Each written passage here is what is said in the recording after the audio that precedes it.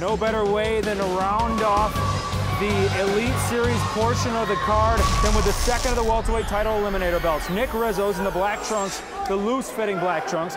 He's 4-0. Eric Ocheltree, he's got the tight black trunks. He's 3-0. The winner of this will fight John Mariner for the vacant welterweight Rocktagon title. And both these guys, very powerful, very dangerous, Nick. And this thing could end in a blink of an eye. Yeah, it can, and I have a feeling it will. And Ocheltree has changed identity. I remember last time we watched Ocheltree fight, he had long hair, he looked like a caveman. And today he's coming in with the shortcut hair. The other thing I complained about Ocheltree is he didn't keep his hands up. And you know what? His hands were up. Like, I see a new fighter, like he's got a, not that long hair is bad, Jesus had long hair. But you know what? He looks more professional, he looks ready. It just looks like he's upped his game. He's got his hands up. He's got a clean cut, and he looks like he came here to do business. He's up against the cage right now, and Rizzo's going to work on him. Big-time knees. Those are huge knees. That one to the chest. Now back to the chest. The nice uppercut with the right hand. Rizzo's really going to work. One of the more respected amateur fighters in all of Ohio. People think Rizzo's has a very bright future. Well, they're both undefeated. We got two elite guys, and one of them is going to face our boy John Mariner, who just won with that big left hook. So whoever wins this fight better work on countering a left hook. Rizos tried for the big slam, wasn't able to do it as Ocheltree held on, stayed close to the chest, but now Rizos into his guard, posturing up and looking to rain down some blows. Yeah. Here he comes, flips him over, now got his back. Yeah, now he's got his back and he's away from the fence. He got a boot in here. Ocheltree is doing a good job of controlling an arm so that he can't get choked. The key on the choke here is not to control both hands, it's to control one hand, and he did a hell of a job. And a nice reversal from Ocheltree, and he puts Rizos back into the cage on one knee. Back and forth this first round goes. Once again, the winner will fight for the vacant welterweight title, and already this is shaping out to be a good one. It is, and you know, as the round goes on, Ocheltree is definitely a hometown hero. He's from Youngstown, Ohio, which is very close here to Warren. In Niles, Ohio. Where is he from? He's from Niles. Yeah. He's from Niles, Right which is right down the street. He's definitely the fan favorite, and that inside knee to the inside thigh kills. Rizos was doing it to him earlier. Now Ocheltree returning the favor to Rizos. Tit for tat right now. And Rizos looks like he's buying his time now, pushing Ocheltree back into the cage. A nice reversal. Good circle there by Ocheltree. Ocheltree's controlling the ring, and it looks like Rizzo's getting a little tired. Yeah, it does look like he's winded a little bit and here. This is way too early in the fight to get tired. Or he could just be buying his time. I've seen Rizos fight multiple times. I've seen Ocheltree fight multiple times. Big time power in both these guys. A nice knee from Rizos. 10 seconds left in the first round. Ocheltree could secure a takedown right now. This might win him the round if he gets it. And he got it.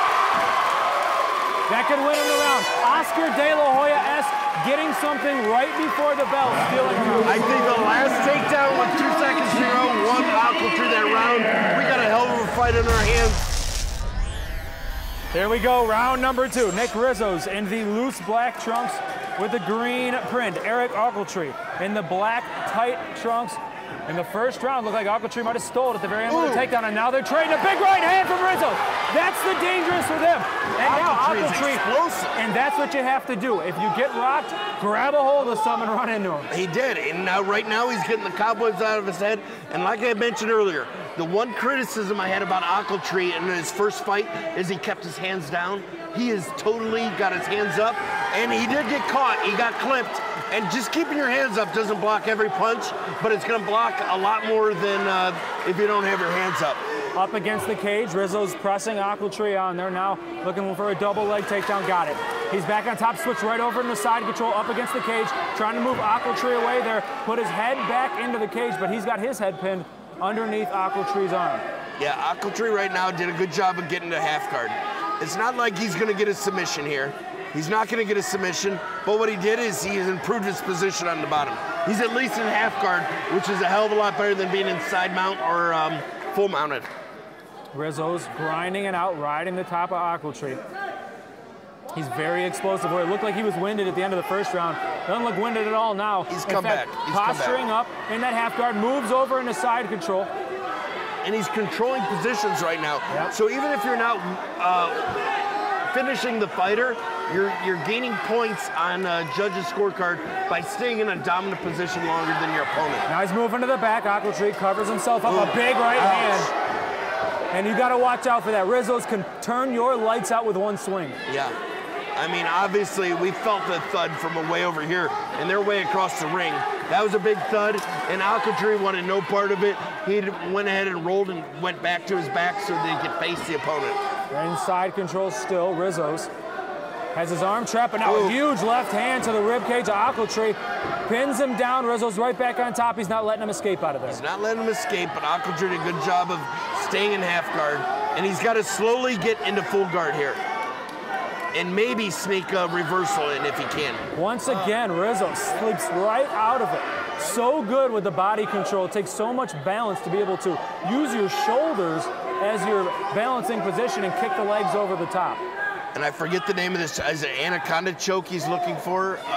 But I don't know if his arms are long enough to get him on Ocheltree. And Rizzo's giving him some left hands over the side of the face. Nothing big. That'll annoy you. Yeah. Okay. And there we go, Ventresca standing him up. I thought that was premature between you and I. Pretty dominant position. You are in a dominant position. If you're in half guard or you're in full mount and the ref stops the fight and puts you back up, I don't know. Just maybe it's me being a dumb wrestler, but I would be pissed if somebody put me up on my feet if I'm in a dominant position. Rizzo's stalking at the end of the second. The bell will sound. I think we might have a dead heat here. Third and final round. Nick Rizos in the loose footing black trunks with the green. Eric Ocheltree in the tight black trunks. The winner will fight John Mariner, and they're mixing it up again. I think in round number 2, Ocheltree was a little tentative because of that big right hand that he got caught with early on in that round. I agree.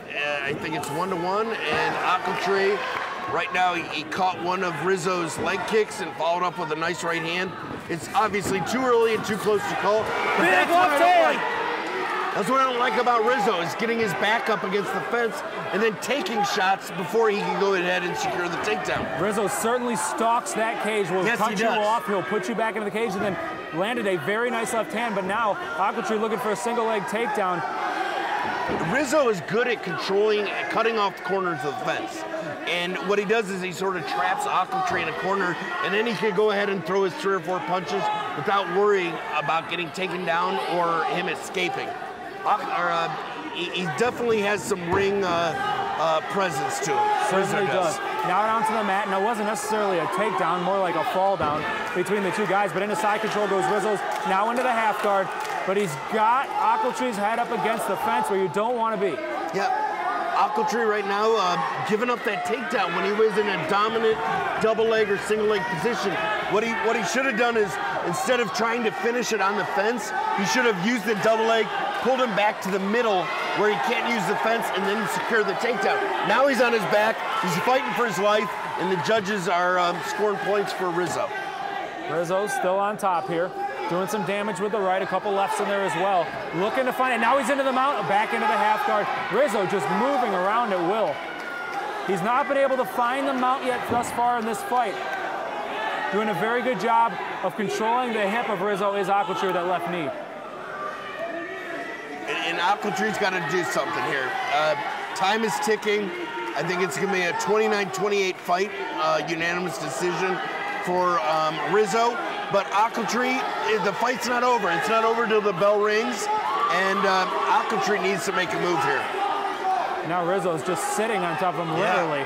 Holding his head with the leg, and now he's going to start beating the rib cage. Hammer fist to the stomach. It just doesn't look good. It's just a very dominating position. It doesn't feel good if you're Ocheltree. No, I definitely agree with that. More hammer fist from Rizzo's, biding his time. I think he knows he might have this thing won if it gets to the judges' scorecards. He's going to make sure he remains in a dominant position, trying to hold down the left hand of Ocheltree, moves back into side control. Rizzo should not go too aggressive. You know what? Stay on top, let the time run, and win the fight. Rizzo should not go crazy here trying to 10 seconds. do something crazy. Ocheltree's going to need to pull something out if he wants to fight John Mariner for that vacant welterweight title. Maybe a rolling knee bar, which it looks like he didn't have in his arsenal.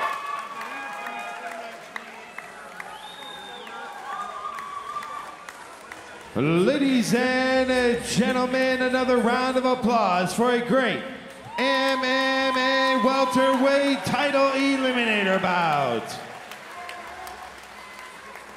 The final bell has rung and your judges have spoken and someone's O is about to go. Judges Carlos Larson and Phil Rogers scored 30-27 while Andrew Atkins saw 29-28. All for your winner by unanimous decision and still undefeated inside the cage from the capital city of Columbus, Ohio.